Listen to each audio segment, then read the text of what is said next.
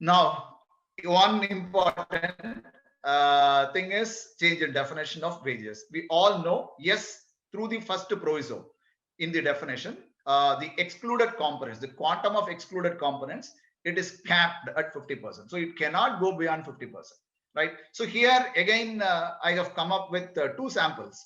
The first sample, basic is 10,000, DNS allowance is 5,000, house rent allowance is 5,000, conveyance allowance is 5,000. So the total comes to 25,000, right? So 50% of 25,000, that works out to 12,500, right? Here, HRA and conveyance allowance, those components are excluded. So the sum of the excluded components is 10,000, which is less than 50%.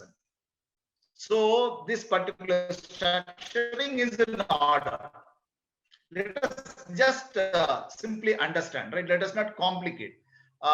Then if we go to sample 2, there basic is 12,000, no DA. HRA is 7,500, conveyance allowance is 7,500. Assume. So the total comes to 27,000. 50% works out to 13,500, right? So HRA and conveyance excluded components, but the sum becomes 15,000, 7,500 plus 7,500. When we say 15,000, it is over and above 13,500, which is 50%. So this is not in line with the new definition. So if any of us having a structure like this, then we may have to revisit, right?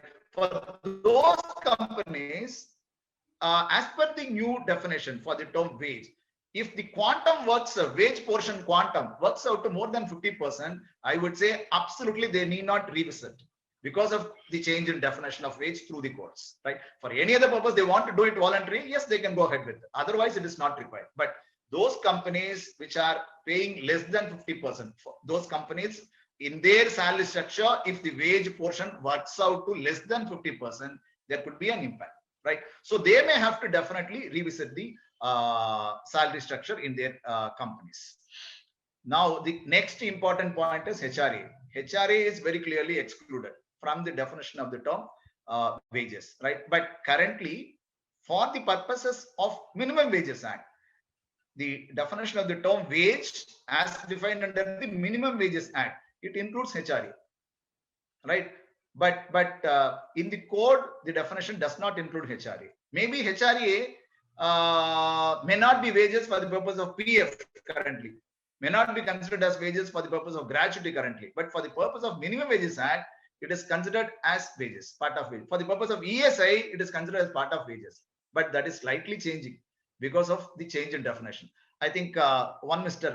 Pankaj Savla has raised a very pertinent question on this aspect. He says the minimum wages, it is 12,500. It is fixed for a particular employment, right?